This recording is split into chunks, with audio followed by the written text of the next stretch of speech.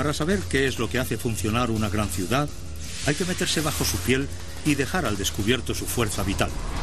Un sistema de una complejidad y una tecnología increíbles del que dependen millones de personas, pero que muy pocas entienden. Comienza una aventura fascinante. Un viaje hacia el corazón de las megaciudades del mundo.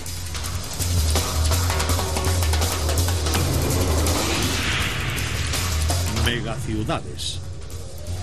Ciudad de México. Es la ciudad más grande del mundo.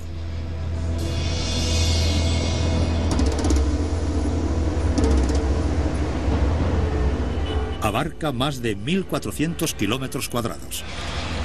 Su densidad de población es mayor que la de Nueva York, Tokio o Londres. Pero para los casi 18 millones de personas que viven aquí, no es solo una metrópolis más. Ciudad de México es la zona cero. A un lado, una de las zonas más afectadas por los terremotos. Al otro, uno de los volcanes más activos del mundo. Y bajo sus pies, los cimientos poco firmes de un antiguo lago. Para la madre naturaleza, Ciudad de México es un gran objetivo. Y en cualquier momento podría producirse el gran terremoto.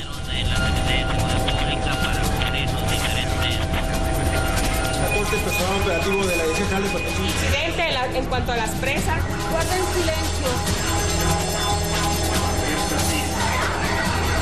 Tranquilos, no corran. Desde el instante en que suena la alarma, tienen solo 60 segundos para ponerse a salvo. Lo más rápido posible en el área asignada.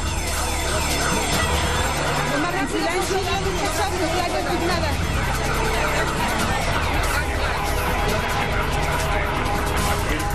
Ahorita son simulacros. Cuando sea verdad, nos vamos a repetir, jóvenes. Por favor, tomen su papel en serio. Para los niños de Ciudad de México, este simulacro puede parecer divertido, pero para los adultos es algo completamente serio. Quedamos en 31 por Canal 2. En 1985 experimentaron un terremoto de verdad.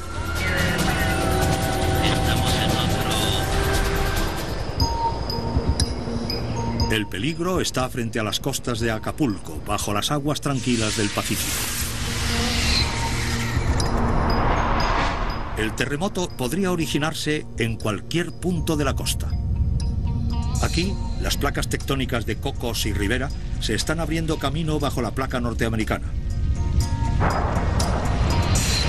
La sección más temida de todas es la brecha de Guerrero. Durante casi un siglo, la tensión se ha ido acumulando. La brecha de Guerrero está a 300 kilómetros de Ciudad de México, pero para una población devastada por un terremoto hace tan solo 2 décadas, es demasiado cerca para poder estar tranquilos. Lamentablemente está más cerca de México que el temblor de 1985 y se espera que podría generar algún desastre importante en la ciudad. El doctor Juan Manuel Espinosa dirige el Sistema de Alerta Sísmica de Ciudad de México, o el SAS. Ha pasado toda su vida desarrollando tecnologías para detectar el próximo gran terremoto. Bueno, eso es lo que ha motivado el desarrollo del Sistema de Alerta Sísmica, es lo que lo justifica haber hecho este sistema. Actualmente, a lo largo de toda la costa del Pacífico, el primer sistema de esta clase protege la ciudad. Consta de 12 sensores sísmicos para detectar temblores. Son los agoreros de alta tecnología de Ciudad de México. El sistema de alerta sísmica cubre la región donde podría haber un terremoto con equipos como el que tenemos aquí a la vista, en donde tenemos sensores sísmicos que continuamente escuchan el sonido del suelo y lo analizan. Escuchan posibles vibraciones y miden su fuerza.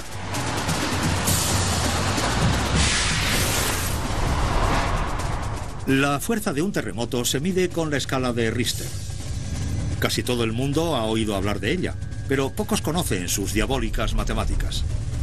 Aunque teóricamente la escala es ilimitada, todos los terremotos de los que se tienen mediciones han estado entre el 0 y el 9,5 puntos.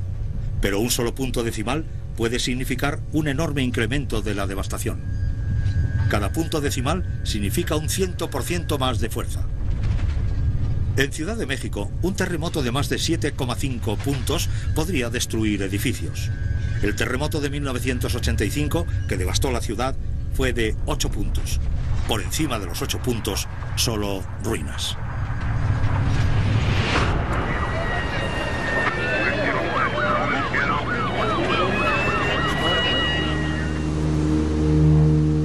Cuando un terremoto da una medición de al menos 6 puntos, se activa una estación de control sísmico. Cuando se activan 2 estaciones, envían una señal a Ciudad de México que pone en marcha la alarma de forma automática.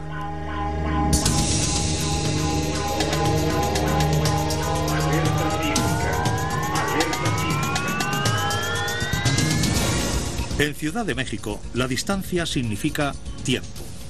La salvación de la ciudad depende de cálculos muy sencillos y ya han funcionado. 14 de septiembre de 1995, 8 de la mañana. Desde el Pacífico, un terrible terremoto se acerca a tierra. En 13 segundos se registra en la estación número 11. 4 segundos después, en la 12.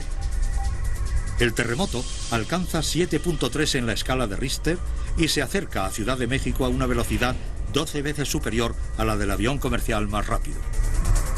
Pero la alerta del SAS llega antes a la ciudad, 72 segundos antes. No muere nadie.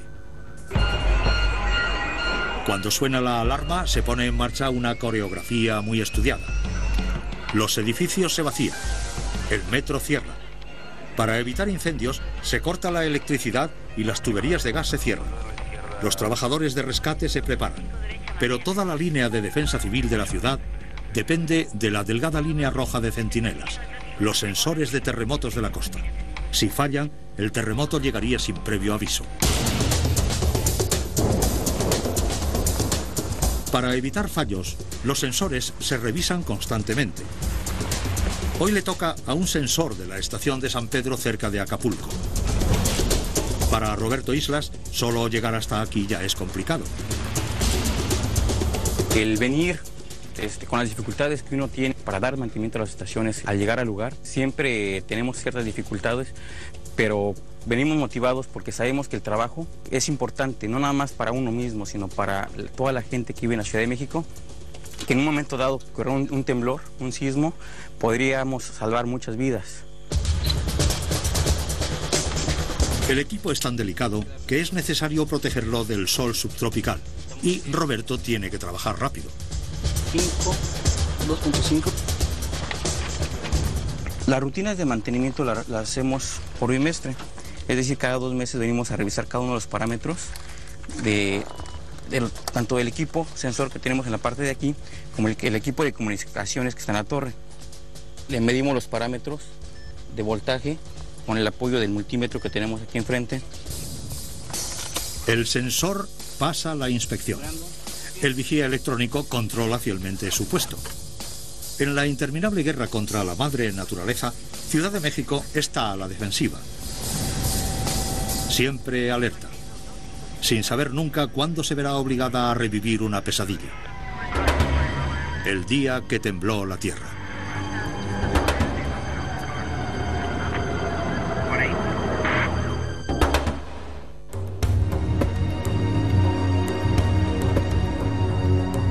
Casi todas las grandes ciudades se construyeron a partir de un río. Ciudad de México se construyó a partir de una profecía. En una isla pantanosa, la leyenda azteca cuenta que apareció un pájaro, un águila subida a un cactus y comiéndose una serpiente, una señal de que había que edificar. Los aztecas construyeron Tenochtitlán, la ciudad de los sueños. A lo largo de los siglos sobrevivió a los peores tormentos de la madre naturaleza, pero después, a través del mar, llegó un desastre en forma de hombre. Los conquistadores españoles destruyeron la ciudad de los sueños y construyeron una nueva ciudad en su lugar.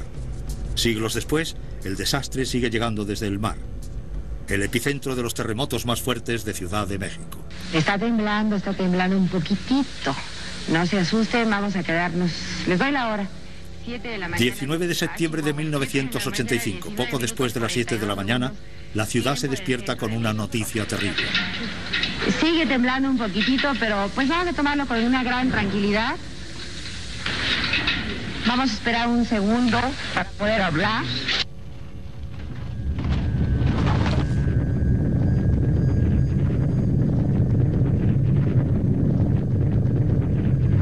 La transmisión se corta cuando el estudio de televisión se derrumba. Milagrosamente, los periodistas sobreviven.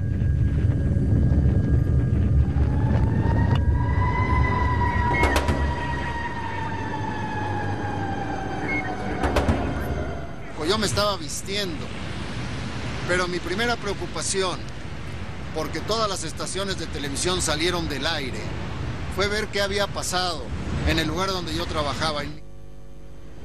Jacobo Zabludovsky es el periodista más respetado de México, pero en el día más oscuro de la ciudad fue también un testigo. Esto es Televicentro, Televisa. El único edificio que quedó en pie fue aquel, de 6 pisos.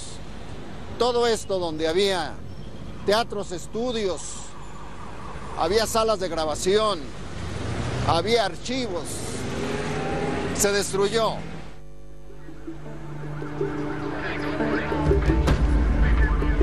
Yo era director de los noticieros de Televisa y yo sabía quiénes estaban a las 7:19 de la mañana en el edificio que se cayó totalmente. 7 pisos. Se derrumbaron unos sobre otros como sándwich. Y yo sabía quiénes habían quedado ahí. Yo les había dado el trabajo. Eran mis compañeros.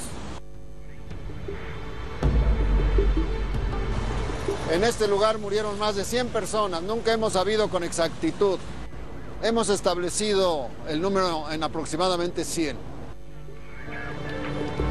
A pesar de su dolor, los periodistas vuelven al trabajo. Y ahora, señoras y señores, estoy enfrente... Desde el teléfono de su coche, Zabludovsky informaba sobre los desastres causados por el terremoto. Más horas que en mi propia casa y está totalmente destruida. Solo espero que mis compañeros de trabajo, mis amigos, mis hermanos de labor, estén todos bien.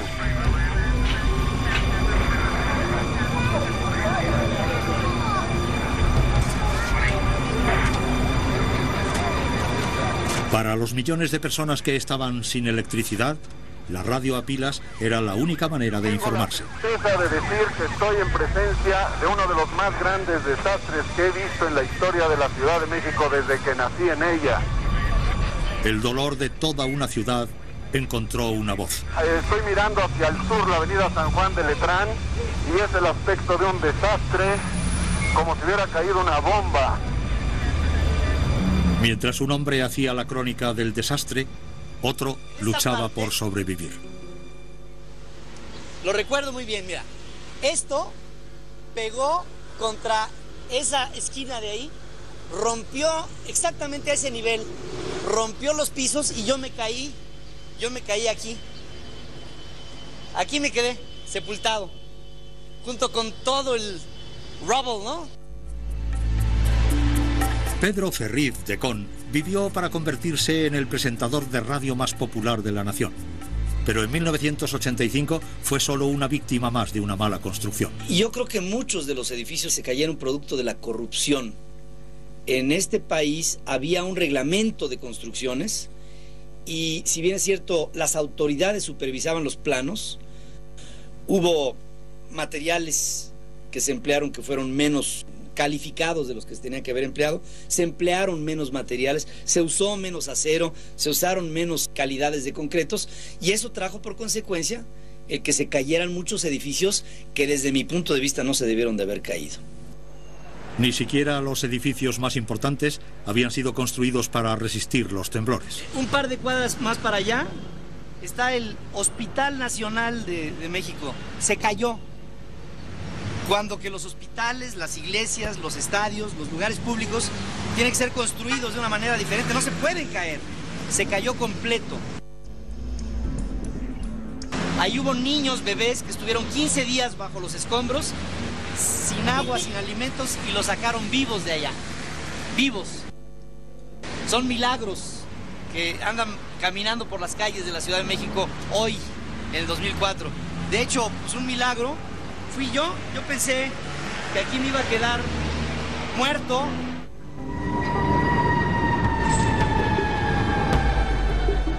Decón sobrevivió a una verdad sísmica. Los terremotos no matan a la gente, lo hacen los edificios. En total, 412 edificios se derrumbaron. Miles quedaron tan dañados que no se pudieron reparar. Nadie sabe exactamente cuánta gente murió en su interior.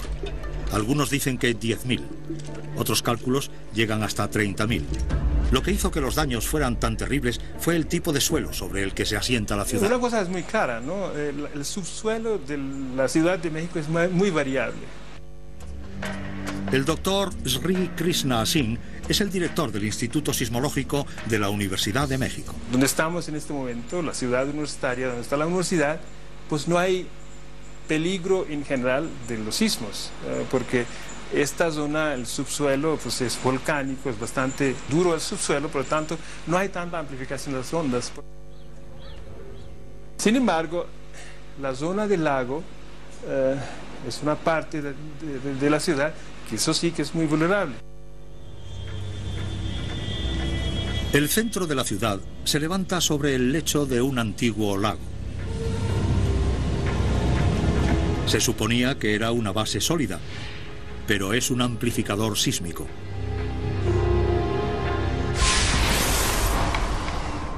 Las ondas sísmicas viajan desde el epicentro de un terremoto como las ondas del agua, perdiendo fuerza a medida que se alejan del centro. Pero no aquí. En este suelo poroso y saturado de agua, las ondas sísmicas se magnifican entre 5 y 20 veces. En un proceso llamado licuefacción, las ondas sísmicas convierten el subsuelo en gelatina. Los edificios se caen por su propio peso. La amplificación es tan fuerte aquí que los científicos de todo el mundo tienen un nombre para este horror sísmico: el efecto Ciudad de México. En la lucha por hacer que la ciudad esté a prueba de terremotos, estas tierras movedizas suponen un desafío a cada proyecto de construcción, ya sea sobre la tierra o debajo. Ciudad de México tiene el tercer sistema de metro del mundo en cuanto a viajeros al día, solo por detrás de Moscú y Tokio. 176 estaciones, 207 kilómetros de vías, más de 4 millones de pasajeros al día. Pero lo más impresionante es la conquista del terreno.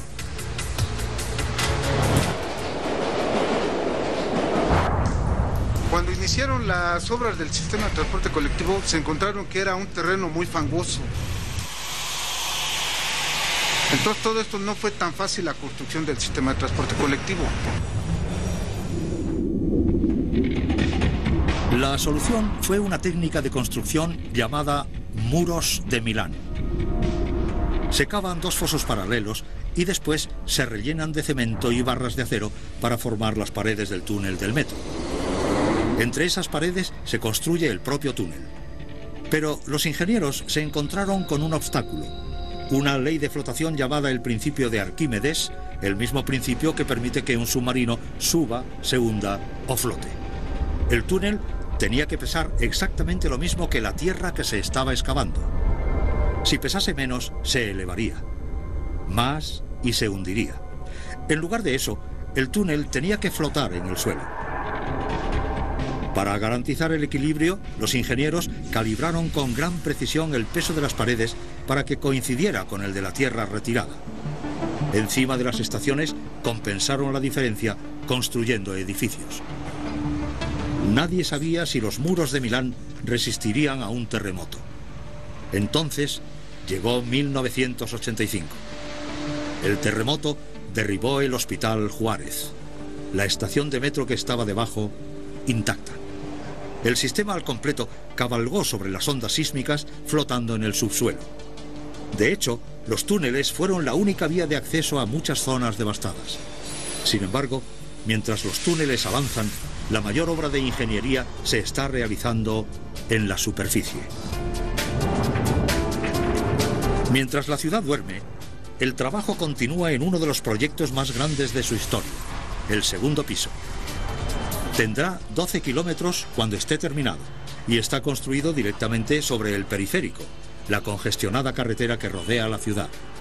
El segundo piso no solo se construye para resistir a un terremoto como el de 1985, se construye en parte a causa de él.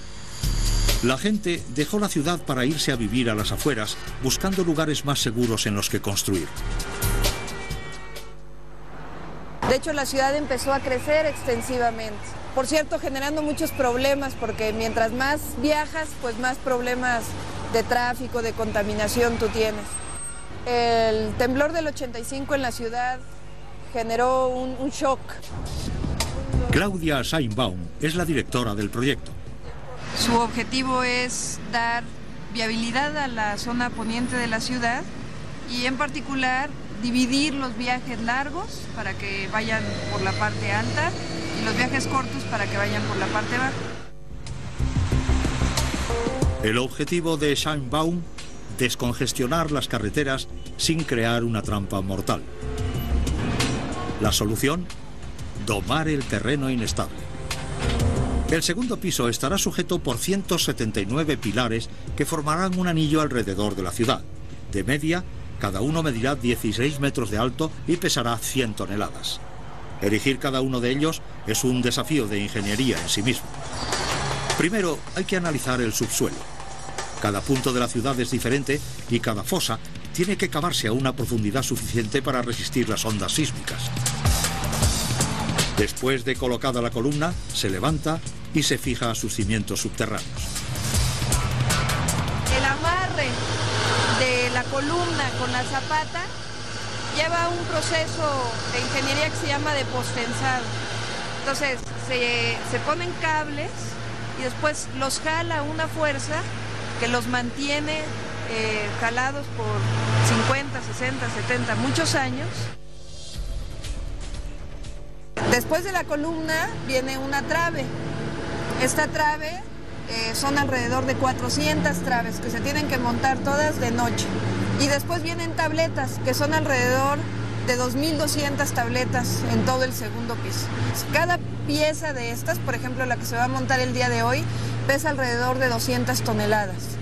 Hemos llegado a montar piezas que les llamamos las ballenas, que son de alrededor de 320, 340 toneladas. Las columnas sostienen las barras y las barras sostienen el lecho de la vía.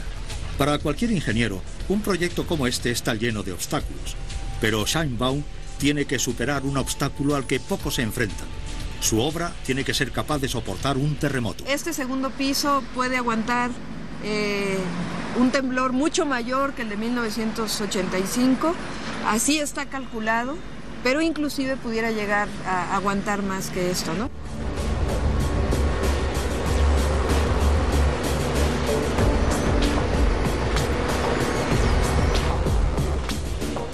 Tiene que haber un proceso de control de calidad muy importante durante toda la obra. Eso es importantísimo. Tú puedes diseñar muy bien, pero a la hora de construir, pues construir muy mal. Es una historia demasiado frecuente. Los terremotos y las vías elevadas no encajan bien. De hecho, es lo que ha pasado con muchos puentes que se han llegado a caer, que no tenían en algún lugar el mejor amarre, etcétera, ¿no? En 1989, un terremoto sacudió San Francisco en hora punta y colapsó secciones del puente de la bahía y la carretera a Nimitz. En total, 63 personas murieron. Ciudad de México ha aprendido de los errores de otras ciudades. En lugar de resistir al terremoto, se moverá con él. Lo importante aquí es que la estructura se mueva toda junta, que no haya momentos en que una parte se mueva así y la otra así, porque esos son los momentos de rompimiento. Pero está diseñado para que se mueva todo, es decir, si a ti te toca un sismo allá arriba, te vas a marear porque se va a mover. Lo importante es que se mueve todo al mismo tiempo.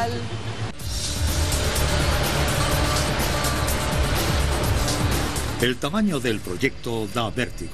En el segundo piso, los avances se miden de pieza en pieza.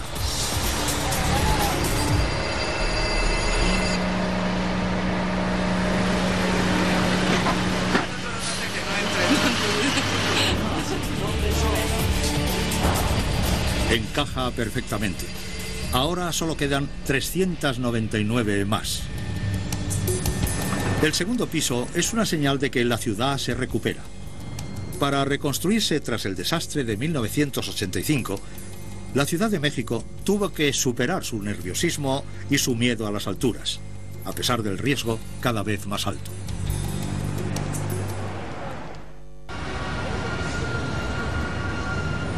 Si la rebeldía fuera un edificio, podría parecerse a este.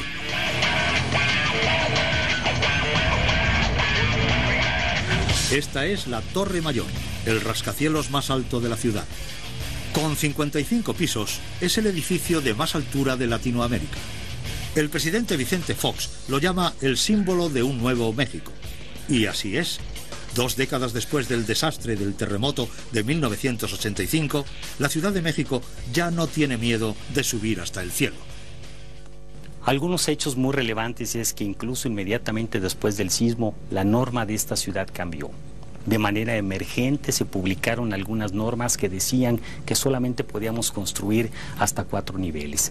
Este temor fue desapareciendo no solo con el paso de tiempo, sino incluso con la comprobación de que en una ciudad como esta tenemos también los mejores técnicos, excelentes diseñadores, capaces precisamente de transformar todo aquel temor en un reto nuevo, en cómo salir de las ruinas efectivamente de un sismo como el de 85 para construir un nuevo México, para levantar nuevos edificios, para incluso buscar de nueva cuenta las alturas. Y se acercaron al cielo. El arquitecto Arturo Aispuro conoce la Torre Mayor como si fuera su propia casa, sus 77.000 metros cuadrados. Torre Mayor es sin duda alguna el edificio más seguro en América Latina. Está hecha de cemento, acero e información. El análisis de daños provocados por terremotos a edificios de todo el mundo. El resultado, un rascacielos protegido por algunas de las tecnologías más sofisticadas de detección de terremotos. Todo empieza con el equivalente arquitectónico de los amortiguadores de choque. En la estructura de acero de esta gran torre, estas dobles columnas que podemos ver que recorren todo lo alto de la estructura, se pueden además apreciar algunas diagonales. La función de estos amortiguadores, que están colocados 98 de ellos en la totalidad de la estructura de acero de la torre, en estas grandes croces en todo lo alto y todo lo ancho de la estructura, tiene como propósito mantenerlo siempre en vertical. Torre Mayor es el primer edificio en América Latina en contar desde su diseño con estos enormes, gigantes amortiguadores sísmicos. Están incorporados al armazón del edificio. Durante un terremoto, un edificio convencional podría oscilar peligrosamente de un lado a otro, pero la Torre Mayor no es convencional. En lugar de eso, puede doblarse en 3 dimensiones. Acoplados a sus vigas laterales hay 98 amortiguadores que absorben el movimiento del terremoto. Flexible de arriba a abajo, esta torre está firmemente anclada bajo tierra. Descansa sobre 251 placas de cemento enterradas a 60 metros de profundidad por debajo del suelo pantanoso, en un subsuelo más firme. En teoría, el edificio puede resistir un terremoto de 8,5 puntos, una fuerza que derribaría prácticamente cualquier otro edificio de este tamaño. Todo suena muy bien en teoría y esta teoría ha sido comprobada. En 2003, un terremoto de 7,6 en la escala de Richter sacudió la Ciudad de México. Mucha gente en Torre Mayor, particularmente aquellos que están en oficinas donde no hay lámparas que les permitan apreciar el movimiento del edificio, se dieron cuenta que algo estaba ocurriendo porque al asomarse a sus ventanas percibieron que mucha gente estaba saliendo de los edificios vecinos y se concentraba en algunos puntos del Paseo de la Reforma.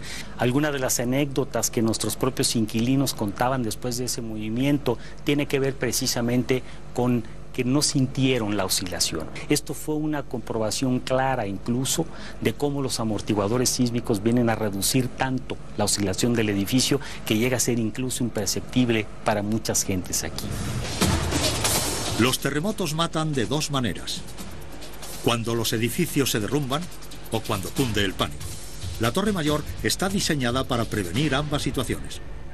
Torre Mayor es el único edificio que hay en México en el que se alimenta de 3 puntos distintos de la ciudad. Si falta alguna de la energía en alguno de ellos, de inmediatamente estos grandes switches que tenemos aquí envían todo el sistema a la segunda subestación. Si faltara la energía en esta segunda subestación, el switch de nueva cuenta hace el cambio para alimentarse de la tercera.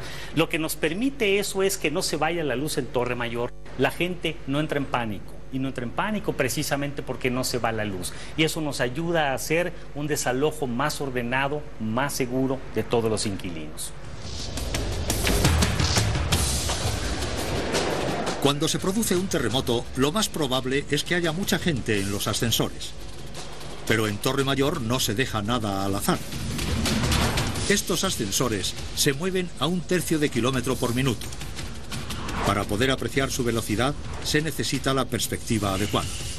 Lo más importante de los elevadores es la velocidad. Los 20 elevadores de pasajeros en Torre Mayor se mueven a 6 metros por segundo. Exactamente lo que estamos viendo en este instante. Estamos arriba de una cabina y esta es la velocidad en la que nuestros empleados llegan a trabajar a sus oficinas. De esta manera podremos mover los cerca de 8,000 empleados que Torre Mayor usará una vez totalmente ocupada. Los 55 pisos de Torre Mayor van a tener esa población y a esta velocidad se podrán mover continuamente. Además de velocidad, estos ascensores cuentan también con frenos controlados por ordenador para evitar que alguien pueda quedarse atascado entre dos plantas durante un terremoto. Es por ello que el sistema de elevadores contempla en la base misma, en el foso de los elevadores, un sensor sísmico que detecta cualquier movimiento de tierra y que por lo tanto de manera automática detiene el elevador en la parada más cercana para que los pasajeros puedan bajar. Pero imaginemos lo peor: las salidas bloqueadas y la gente atrapada en los pisos altos. No hay problema. La Torre Mayor cuenta con una escotilla de salvamento.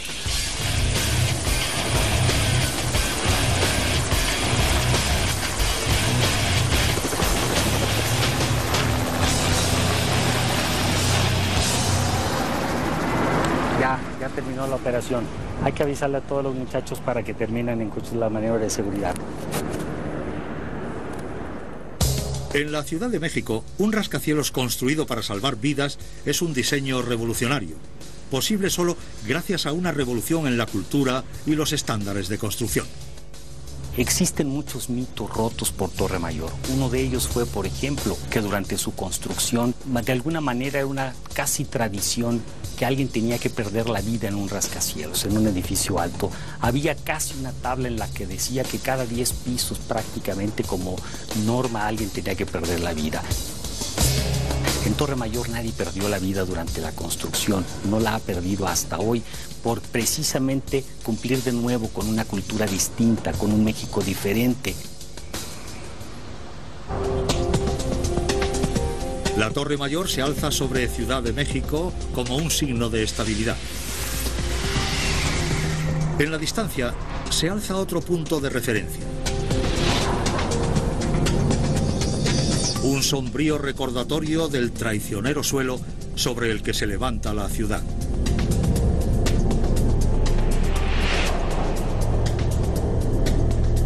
Y como un espectro de tierra que retumba, se despliega su temible sombra.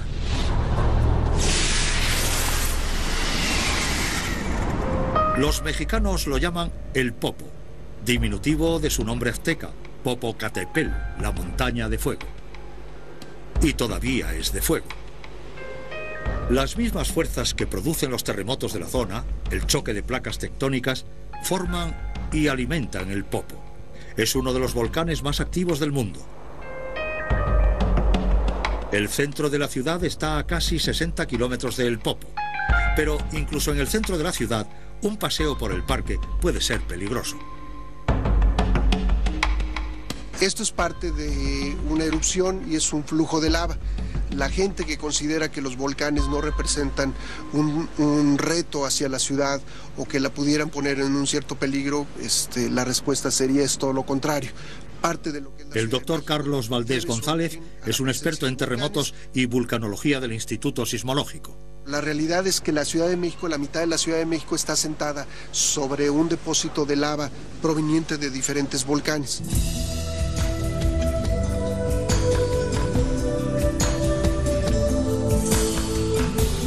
Pero las mismas fuerzas que podrían destruir la ciudad fueron las que le dieron vida.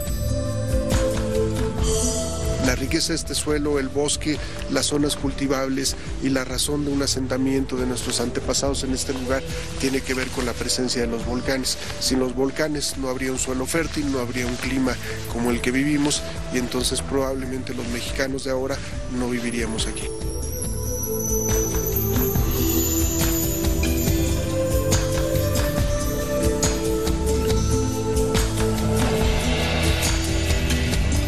Pero sí viven aquí, así que deben estar alerta. Igual que la ciudad se vale de los instrumentos de la ciencia sísmica para detectar los terremotos, emplea las últimas tecnologías para controlar a El Popo. Hay una serie de sensores sísmicos alrededor del volcán cuyo objetivo es medir cualquier vibración que se produzca y conocer en dónde está ocurriendo esa vibración. Otro sistema de monitoreo es el ver la deformación que puede sufrir el volcán. Si empieza a subir material, lo que va a pasar es que el volcán va a tratar de expandirse, y inicialmente en una forma muy pequeña.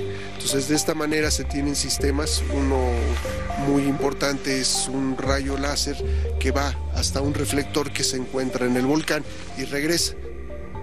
Y si hay una variación tan pequeña como una fracción de milímetro en el crecimiento del volcán, esos instrumentos son capaces de detectarla.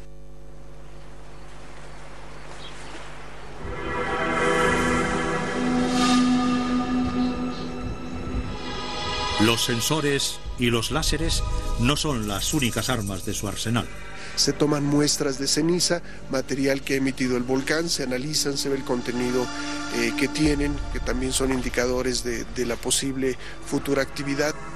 Hay una serie de cámaras que vigilan al volcán las 24 horas, hay la posibilidad de que en la noche la cámara es sensible a la luz y podemos detectar si está emitiendo ceniza, si está muy tranquilo, si está saliendo algo de vapor de agua o de gases. Y el conjunto de todos estos sistemas de monitoreo que es transmitido hacia la Ciudad de México, porque aquí vemos que no hay permanentemente alguien vigilando, le podemos conocer entonces el estado del volcán en un tiempo real, las 24 horas del día y los 365 días del año.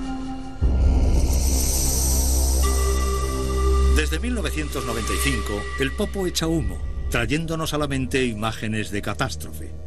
Pero no es necesario que expulse lava para crear el caos. No tiene que hacer erupción, simplemente tiene que emitir una explosión con ceniza. Podría poner en riesgo a una ciudad tan grande como es la Ciudad de México. Cuando la ceniza entra en contacto con el agua, se endurece como si fuera cemento. Podría colapsar la ciudad. Podemos tener algunos problemas importantes como podrían ser si la ceniza se deposita en el suelo y tenemos esa cantidad de ceniza en una época de lluvia y esto es arrastrado hacia el drenaje por la lluvia, lo que va a pasar es que la ceniza puede tapar los sistemas de drenaje. En la estación lluviosa, un bloqueo así podría inundar toda la ciudad. Pero esa es la menor de sus preocupaciones. Cuando el tiempo es seco, más infraestructuras podrían estar en peligro. La ceniza, como son partículas sólidas, van a impedir que se transmitan las ondas de radio y esto va a evitar que toda la transmisión que se haga por forma aérea funcione, entonces habría problemas con comunicación, problemas de transmisión de datos y también todos los equipos que tengan componentes electrónicas, si estas componentes se ven afectadas por una capa de ceniza, porque puede entrar y se deposita en ellos, también podría haber problemas en la transmisión de electricidad y tener cortocircuitos. El peligro es real. En junio de 1997, el Popo emitió tanta ceniza que los transportes se colapsaron. La ciudad se vio incluso obligada a cerrar el aeropuerto. El crecimiento ha hecho que Ciudad de México sea aún más vulnerable a el Popo. A medida que la ciudad se expande, está cada vez más cerca de cruzar la raya entre el progreso y el peligro. Hace 50 años esta parte de la ciudad no existía y la gran mayoría de la ciudad eran campos de cultivo, no dependíamos de electricidad y la cantidad de vuelos que se observaban en ese entonces eran mucho menor. Entonces es importante reconocer que la actividad que se produce en el país, tanto sísmica como volcánica, no ha cambiado, que quien ha cambiado es las actividades que producen las civilizaciones, el hombre y todos los trabajos que se hacen y que hace que seamos más vulnerables a fenómenos que ya tienen un tiempo muy atrás. Esta megaciudad ha elegido vivir en un dilema: volcanes a un lado, terremotos al otro. Su única defensa es la detección temprana.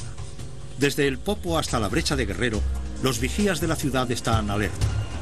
En cuanto haya peligro, sus ángeles de la guarda se pondrán en acción. La alarma sonará. Pero los que corren más riesgo quizá no la oigan sonar. Cuando el gran terremoto de 1985 golpeó a la Ciudad de México, derribó cientos de edificios y dejó miles inhabitables. Este es uno de ellos. Pero todavía hay alguien viviendo aquí. Llegué en septiembre del 44. Tenía yo 14 años. Recién que me trajo mi mamá de mi pueblo. Mi mamá ya trabajaba aquí. Y le rentaron un cuartito y a la fecha todavía.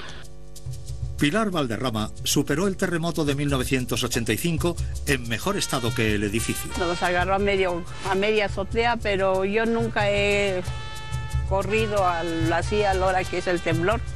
Me paro en donde me agarra porque es más peligroso que me eche yo a correr o que... Unos vecinos de aquí adelante lo mismo vivían en la azotea y al bajar, ya en el último tramo de la escalera se desplomó la escalera y él quedó ahí apachurrado. Entonces yo me quedo acá arriba, ya que pasa el temblor, ya bajo a ver qué pasa. El edificio estaba condenado, pero aún así Pilar se quedó. Desde el 85 ya no nos sube agua, la subimos con bomba. Pero mire, dentro de mi pobreza, de mis problemas y todo, pues estoy contenta acá arriba. Como les digo a mis hijos, ¿qué queremos? Áreas verdes, vista panorámica. ¿Para qué nos preocupamos, no? Estas ruinas personifican los dos puntos débiles de la línea de defensa de la ciudad frente a los terremotos. Muchos edificios viejos son todavía vulnerables frente a un terremoto. Y muchos residentes todavía no reciben las alertas a través del SAS, sino por la radio. Si la radio no está encendida, no recibirán la alerta, solo notarán las sacudidas. Me doy cuenta, por ejemplo, cuando ando aquí afuera, de que está temblando porque se mueve el agua, se mueve la tina o X cosa.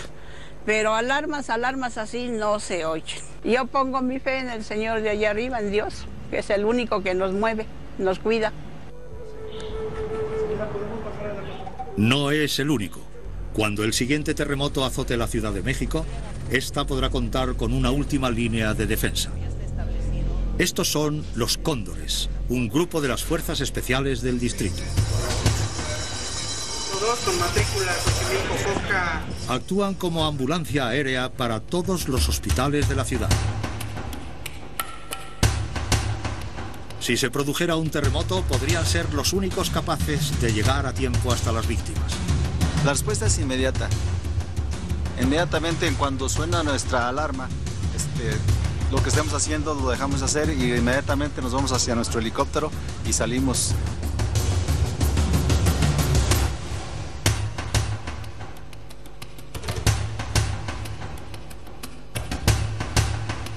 Era un paciente masculino de 60 años, el cual sufrió un evento vascular cerebral. Prácticamente tenía que ser atendido no más de 10 minutos la persona lesionada. Edgar Borquecho lleva 6 años trabajando con los Cóndores. Para él, Cada vuelo es un ensayo para el día en que llegue el terremoto.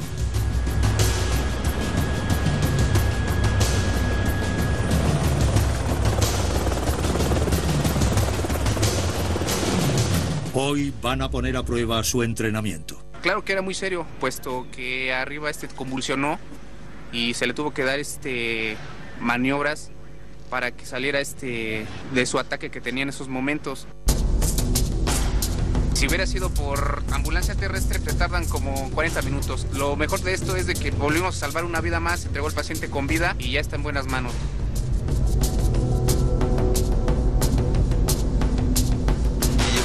Todo perfectamente como se tiene planeado, como se debe ser.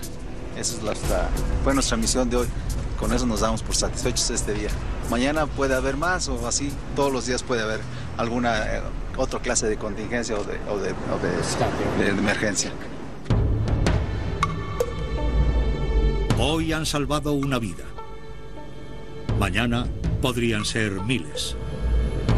Igual que un puñado de ciudades del planeta, Ciudad de México siempre vivirá bajo la sombra del desastre, amenazada no solo por un peligro natural, sino por dos. La temible brecha de Guerrero, la bomba sísmica, sigue su cuenta atrás. El Popo, la fiera montaña, sigue echando humo. La gran erupción podría llegar algún día.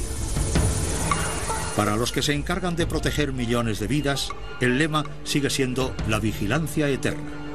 Se preparan para lo peor y rezan porque no llegue nunca. Pero cuando llegue, esta vez las cosas serán diferentes. La Ciudad de México estará sobre aviso y preparada.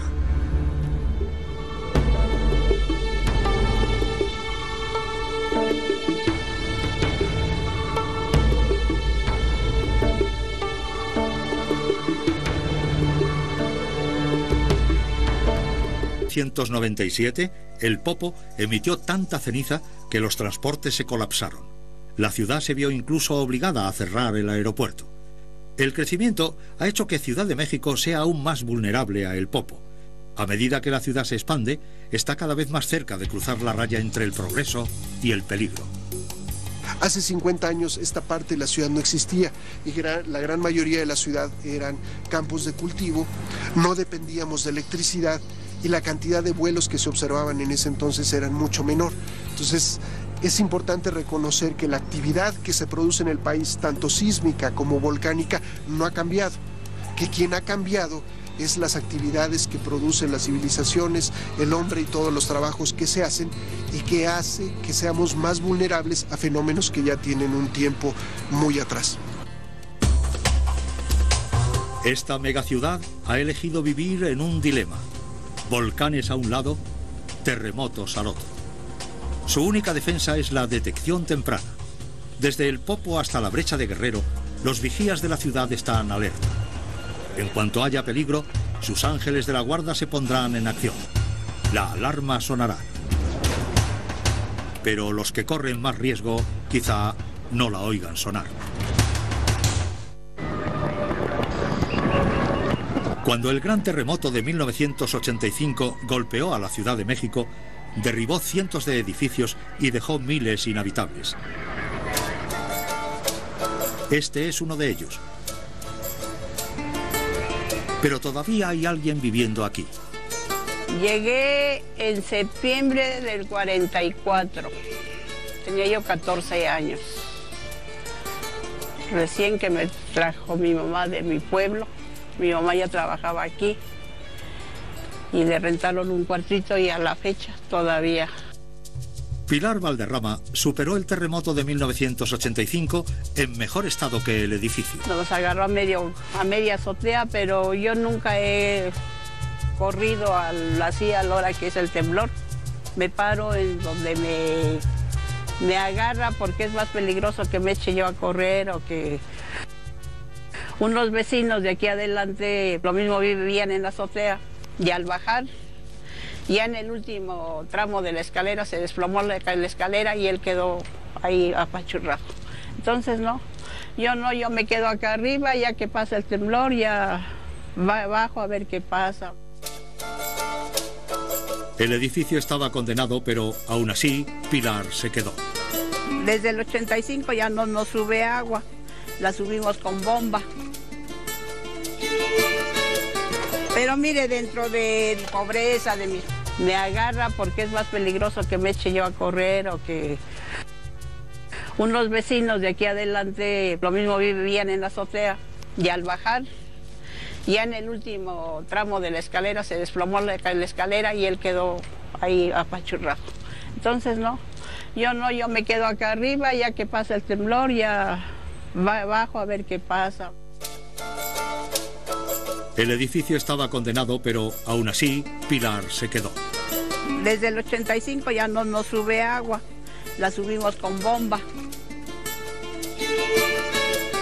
Pero mire, dentro de pobreza, de mis problemas y todo, pues estoy contenta acá arriba, como les digo a mis hijos, ¿qué queremos? Áreas verdes, vista panorámica, ¿para qué nos preocupamos, no?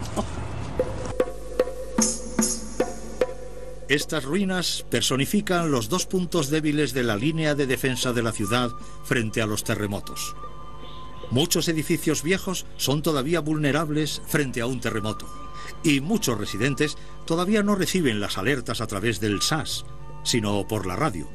Si la radio no está encendida, no recibirán la alerta, solo notarán las sacudidas. Me doy cuenta, por ejemplo, cuando ando aquí afuera, de que está temblando porque se mueve el agua, se mueve la tina o X cosa. Pero alarmas así no se oyen. Yo pongo mi fe en el Señor de allá arriba, en Dios, que es el único que nos mueve, nos cuida. No es el único. Cuando el siguiente terremoto azote la Ciudad de México, esta podrá contar con una última línea de defensa. Estos son los Cóndores, un grupo de las fuerzas especiales del distrito. Con matrícula Xochimilco-Foca. Actúan como ambulancia aérea para todos los hospitales de la ciudad. Si se produjera un terremoto, podrían ser los únicos capaces de llegar a tiempo hasta las víctimas. La respuesta es inmediata. Inmediatamente, en cuando suena nuestra alarma, lo que estemos haciendo lo dejamos hacer y inmediatamente nos vamos hacia nuestro helicóptero y salimos.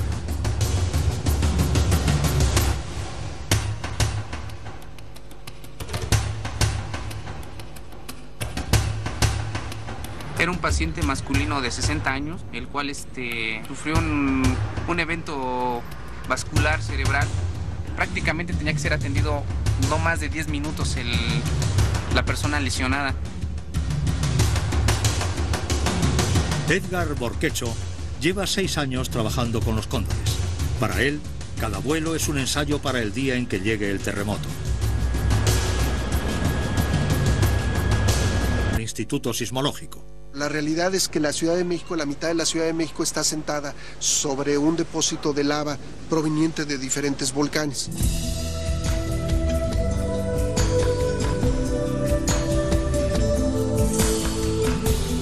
Pero las mismas fuerzas que podrían destruir la ciudad fueron las que le dieron vida. La riqueza de este suelo, el bosque, las zonas cultivables y la razón de un asentamiento de nuestros antepasados en este lugar tiene que ver con la presencia de los volcanes. Sin los volcanes no habría un suelo fértil, no habría un clima como el que vivimos y entonces probablemente los mexicanos de ahora no viviríamos aquí.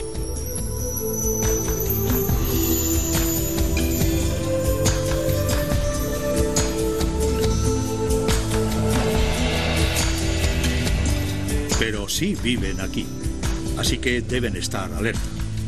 Igual que la ciudad se vale de los instrumentos de la ciencia sísmica para detectar los terremotos, emplea las últimas tecnologías para controlar a El Popo. Hay una serie de sensores sísmicos alrededor del volcán cuyo objetivo es medir cualquier vibración que se produzca y conocer en dónde está ocurriendo esa vibración.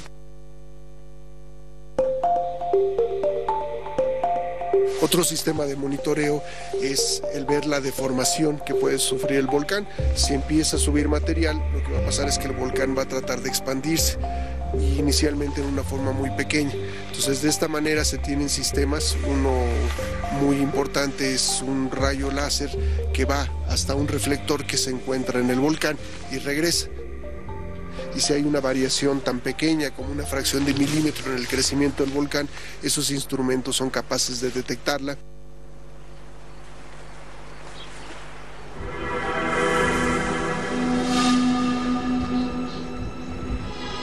Los sensores y los láseres no son las únicas armas de su arsenal. Se toman muestras de ceniza, material que ha emitido el volcán, se analizan, se ve el contenido que tienen, que también son indicadores de la posible futura actividad. Hay una serie de cámaras que vigilan al volcán las 24 horas, hay la posibilidad de que en la noche la cámara es sensible a la luz y podemos detectar si está emitiendo ceniza, si está muy tranquilo, si está saliendo algo de vapor de agua o de gases.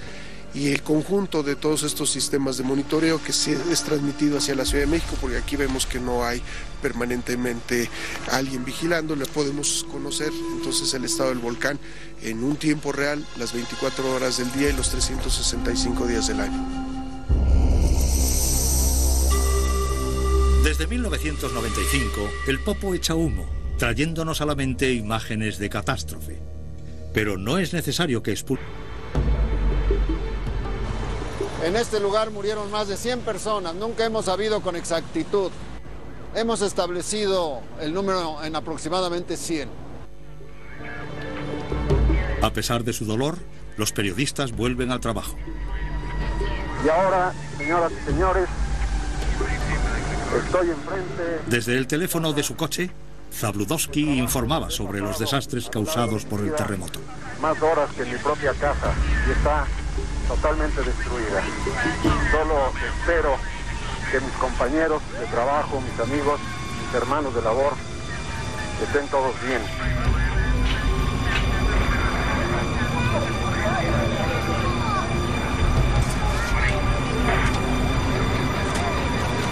Para los millones de personas que estaban sin electricidad, la radio a pilas era la única manera de informarse. Tengo la certeza de decir que estoy en presencia de uno de los más grandes desastres que he visto en la historia de la Ciudad de México desde que nací en ella. El dolor de toda una ciudad encontró una voz. Estoy mirando hacia el sur, la avenida San Juan de Letrán, y es el aspecto de un desastre, como si hubiera caído una bomba. Mientras un hombre hacía la crónica del desastre, otro luchaba por sobrevivir. Lo recuerdo muy bien, mira.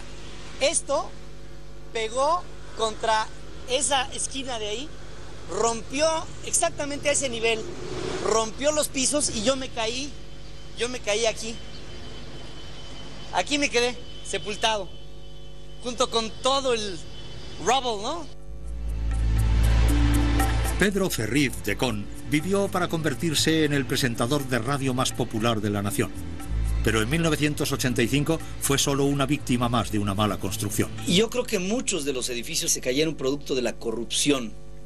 En este país había un reglamento de construcciones y, si bien es cierto, las autoridades supervisaban los planos, hubo materiales que se emplearon que fueron menos calificados de los que se tenían que haber empleado, se emplearon menos materiales, se usó menos acero, se usaron menos calidades de concretos y eso trajo por consecuencia el que se cayeran muchos edificios que desde mi punto de vista no se debieron de haber caído.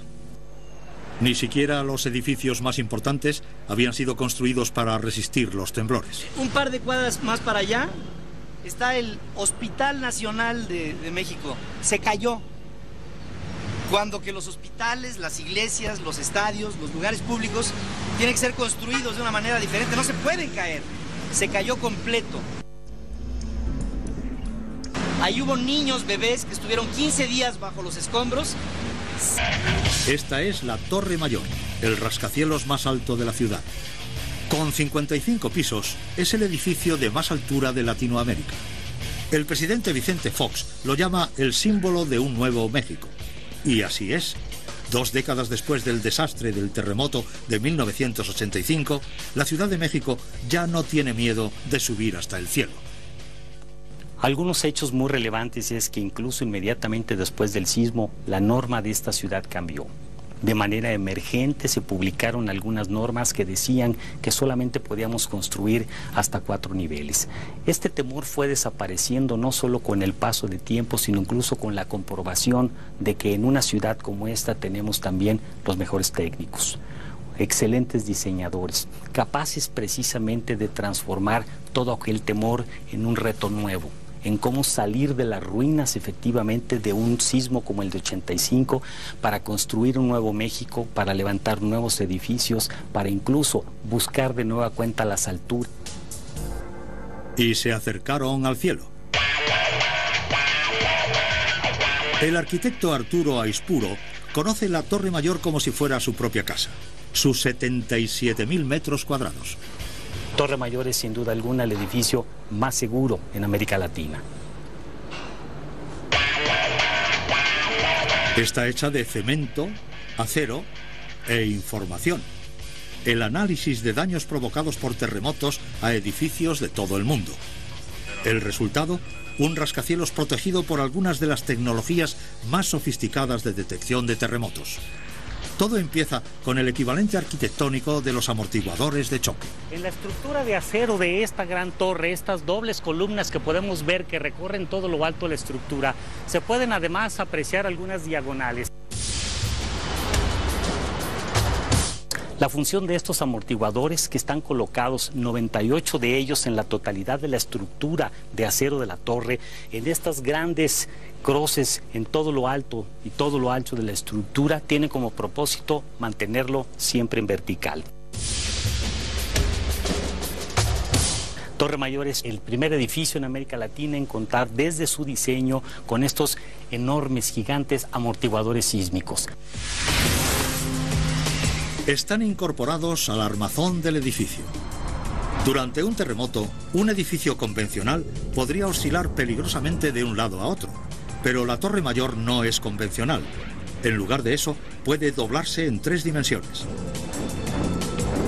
Acoplados a sus vigas laterales hay 98 amortiguadores que absorben el movimiento del terremoto. Flexible de arriba a abajo, esta torre está firmemente anclada. El sensor pasa la inspección. El vigía electrónico controla fielmente su puesto. En la interminable guerra contra la madre naturaleza, Ciudad de México está a la defensiva. Siempre alerta, sin saber nunca cuándo se verá obligada a revivir una pesadilla. El día que tembló la tierra.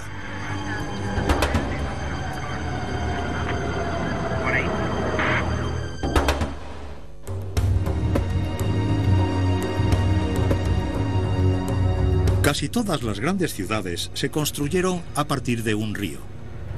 Ciudad de México se construyó a partir de una profecía.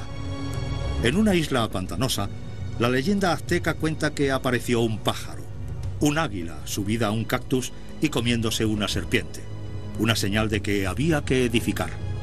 Los aztecas construyeron Tenochtitlán, la ciudad de los sueños. A lo largo de los siglos sobrevivió a los peores tormentos de la madre naturaleza, pero después, a través del mar, llegó un desastre en forma de hombre. Los conquistadores españoles destruyeron la ciudad de los sueños y construyeron una nueva ciudad en su lugar. Siglos después, el desastre sigue llegando desde el mar, el epicentro de los terremotos más fuertes de Ciudad de México. Está temblando un poquitito. No se asusten, vamos a quedarnos. Les doy la hora. 7 de la mañana. 19 de septiembre de 1985, poco después de las 7 de la mañana, la ciudad se despierta con una noticia terrible. Sigue temblando un poquitito, pero pues vamos a tomarlo con una gran tranquilidad. Vamos a esperar un segundo para poder hablar.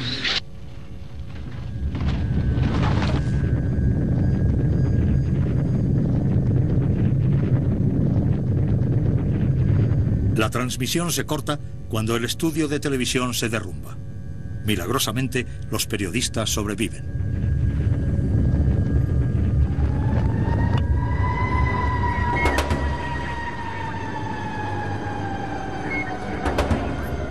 Yo me estaba vistiendo, pero mi primera preocupación, porque todas las estaciones de televisión salieron del aire, fue ver qué había pasado en el lugar donde yo trabajaba. Jacobo Zabludovsky es el periodista más respetado de México, pero en el día más oscuro de la ciudad fue también un testigo. Esto es Televicentro, Televisa. El único edificio que quedó en pie fue aquel, de 6 pisos. Todo esto donde había teatros, estudios, había salas de grabación, había archivos. Al día, solo por detrás de Moscú y Tokio. 176 estaciones, 207 kilómetros de vías, más de 4 millones de pasajeros al día. Pero lo más impresionante es la conquista del terreno.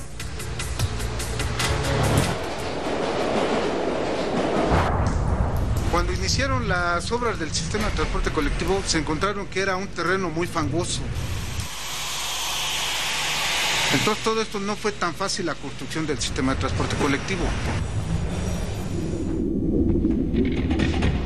La solución fue una técnica de construcción llamada muros de Milán.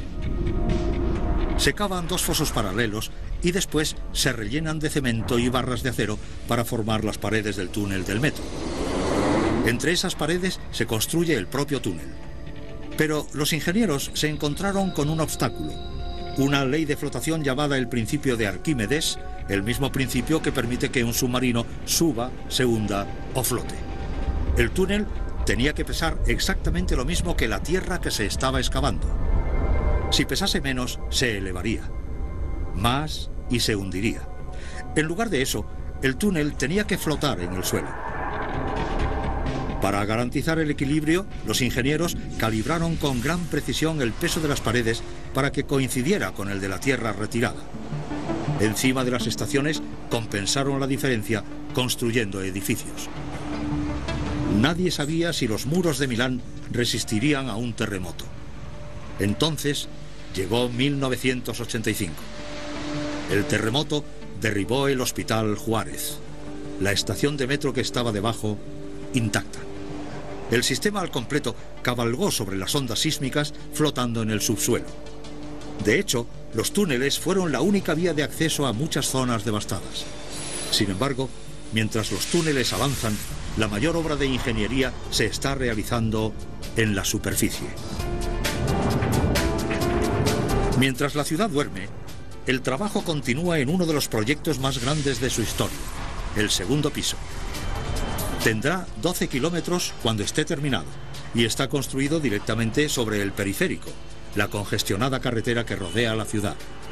El segundo piso no solo se construye para resistir a un terremoto como el de 1985, se construye en parte a causa de él. La gente dejó la ciudad para irse a vivir a las afueras, buscando lugares más seguros en los que construir. De hecho, la ciudad empezó a crecer extensivamente. Por cierto, generando muchos problemas, porque mientras más viajas, pues más problemas de tráfico, de contaminación tú tienes. El temblor del 85 en la ciudad... Nuevo México. Y así es. 2 décadas después del desastre del terremoto de 1985, la Ciudad de México ya no tiene miedo de subir hasta el cielo. Algunos hechos muy relevantes es que incluso inmediatamente después del sismo, la norma de esta ciudad cambió. De manera emergente se publicaron algunas normas que decían que solamente podíamos construir hasta 4 niveles. Este temor fue desapareciendo no solo con el paso de tiempo, sino incluso con la comprobación de que en una ciudad como esta tenemos también los mejores técnicos, excelentes diseñadores, capaces precisamente de transformar todo aquel temor en un reto nuevo, en cómo salir de las ruinas efectivamente de un sismo como el de 85 para construir un nuevo México, para levantar nuevos edificios, para incluso buscar de nueva cuenta las alturas. Y se acercaron al cielo. El arquitecto Arturo Aispuro conoce la Torre Mayor como si fuera su propia casa, sus 77.000 metros cuadrados. Torre Mayor es sin duda alguna el edificio más seguro en América Latina. Está hecha de cemento, acero e información. El análisis de daños provocados por terremotos a edificios de todo el mundo. El resultado, un rascacielos protegido por algunas de las tecnologías más sofisticadas de detección de terremotos. Todo empieza con el equivalente arquitectónico de los amortiguadores de choque. En la estructura de acero de esta gran torre, estas dobles columnas que podemos ver que recorren todo lo alto de la estructura, se pueden además apreciar algunas diagonales. La función de estos amortiguadores, que están colocados 98 de ellos en la totalidad de la estructura de acero de la torre, en estas grandes croces en todo lo alto y todo lo ancho de la estructura, tiene como propósito mantenerlo siempre en vertical. Torre Mayor es el primer edificio en América Latina en contar desde su diseño con estos enormes, gigantes amortiguadores sísmicos. Están incorporados al armazón del edificio. Durante un terremoto, un edificio convencional podría oscilar peligrosamente de un lado a otro, pero la Torre Mayor no es convencional. En lugar de eso, puede doblarse en 3 dimensiones. Acoplados a sus vigas laterales hay 98 amortiguadores que absorben el movimiento del terremoto. Flexible de arriba a abajo, esta torre está firmemente anclada bajo tierra. Descansa sobre 251 placas de cemento enterradas a 60 metros de profundidad por debajo del suelo pantanoso, en un subsuelo más firme. En teoría, el edificio... En Ciudad de México, la distancia significa tiempo. La salvación de la ciudad depende de cálculos muy sencillos y ya han funcionado. 14 de septiembre de 1995, 8 de la mañana. Desde el Pacífico, un terrible terremoto se acerca a tierra. En 13 segundos se registra en la estación número 11. 4 segundos después, en la 12. El terremoto alcanza 7.3 en la escala de Richter y se acerca a Ciudad de México a una velocidad 12 veces superior a la del avión comercial más rápido. Pero la alerta del SAS llega antes a la ciudad, 72 segundos antes. No muere nadie. Cuando suena la alarma, se pone en marcha una coreografía muy estudiada. Los edificios se vacían, el metro cierra. Para evitar incendios, se corta la electricidad y las tuberías de gas se cierran.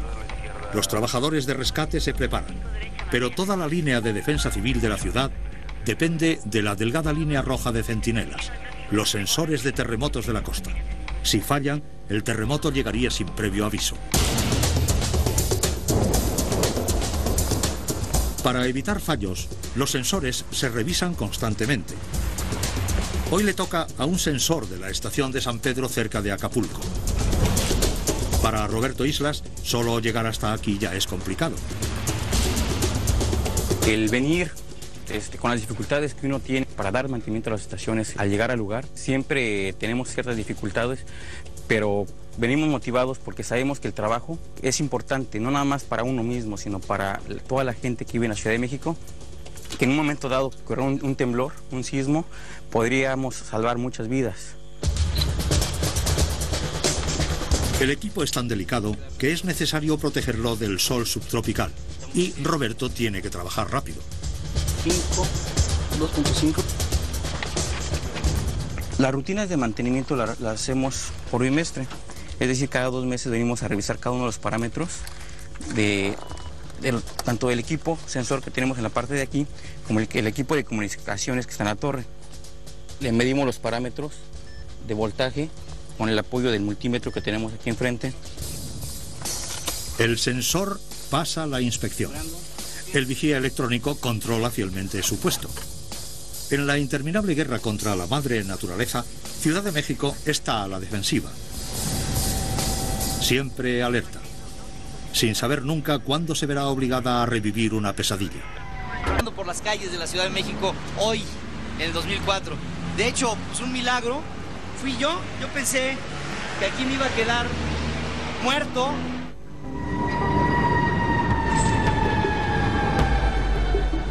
Decon sobrevivió a una verdad sísmica.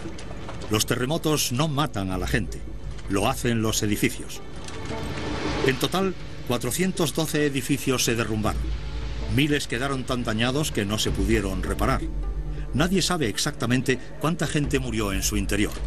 Algunos dicen que 10.000. Otros cálculos llegan hasta 30.000. Lo que hizo que los daños fueran tan terribles fue el tipo de suelo sobre el que se asienta la ciudad. Una cosa es muy clara, ¿no? El subsuelo de la Ciudad de México es muy variable.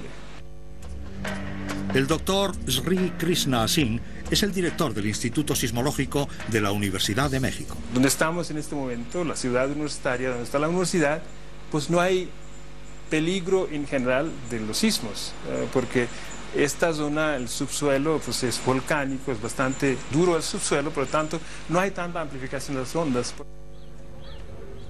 Sin embargo, la zona del lago es una parte de la ciudad que eso sí que es muy vulnerable. El centro de la ciudad se levanta sobre el lecho de un antiguo lago. Se suponía que era una base sólida, pero es un amplificador sísmico.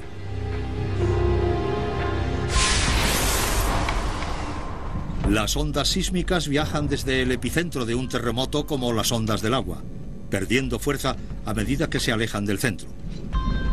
Pero no aquí. En este suelo poroso y saturado de agua, las ondas sísmicas se magnifican entre 5 y 20 veces. En un proceso llamado licuefacción, las ondas sísmicas convierten el subsuelo en gelatina. Los edificios se caen por su propio peso.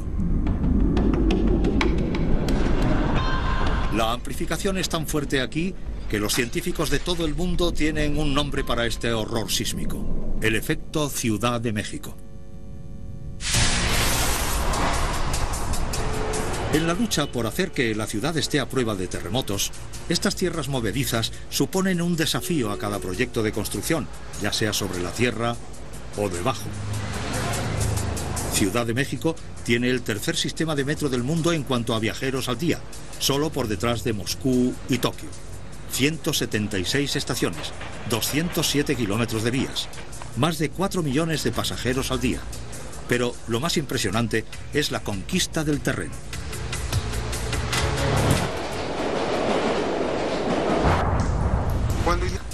Pero lo más impresionante es la conquista del terreno.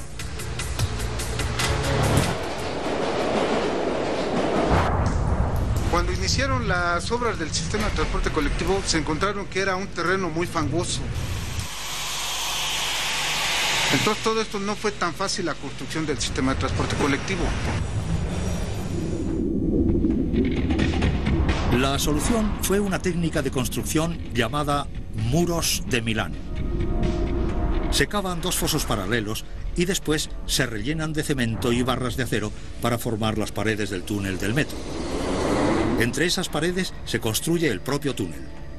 Pero los ingenieros se encontraron con un obstáculo: una ley de flotación llamada el principio de Arquímedes, el mismo principio que permite que un submarino suba, se hunda o flote. El túnel tenía que pesar exactamente lo mismo que la tierra que se estaba excavando. Si pesase menos, se elevaría. Más y se hundiría. En lugar de eso, el túnel tenía que flotar en el suelo. Para garantizar el equilibrio, los ingenieros calibraron con gran precisión el peso de las paredes para que coincidiera con el de la tierra retirada. Encima de las estaciones compensaron la diferencia construyendo edificios. Nadie sabía si los muros de Milán resistirían a un terremoto. Entonces llegó 1985. El terremoto derribó el Hospital Juárez. La estación de metro que estaba debajo, intacta. El sistema al completo cabalgó sobre las ondas sísmicas flotando en el subsuelo. De hecho, los túneles fueron la única vía de acceso a muchas zonas devastadas. Sin embargo, mientras los túneles avanzan, la mayor obra de ingeniería se está realizando en la superficie. Mientras la ciudad duerme, el trabajo continúa en uno de los proyectos más grandes de su historia, el segundo piso. Tendrá 12 kilómetros cuando esté terminado y está construido directamente sobre el periférico, la congestionada carretera que rodea la ciudad. El segundo piso no solo se construye para resistir a un terremoto como el de 1985, se construye en parte a causa de él. La gente dejó la ciudad para irse a vivir a las afueras, buscando lugares más seguros en los que construir. De hecho, la ciudad empezó a crecer extensivamente. Por cierto, generando muchos problemas, porque mientras más viajas, pues más problemas de tráfico, de contaminación tú tienes. El temblor del 85 en la ciudad generó un shock. Claudia Scheinbaum es la directora del proyecto. Su objetivo es dar viabilidad a las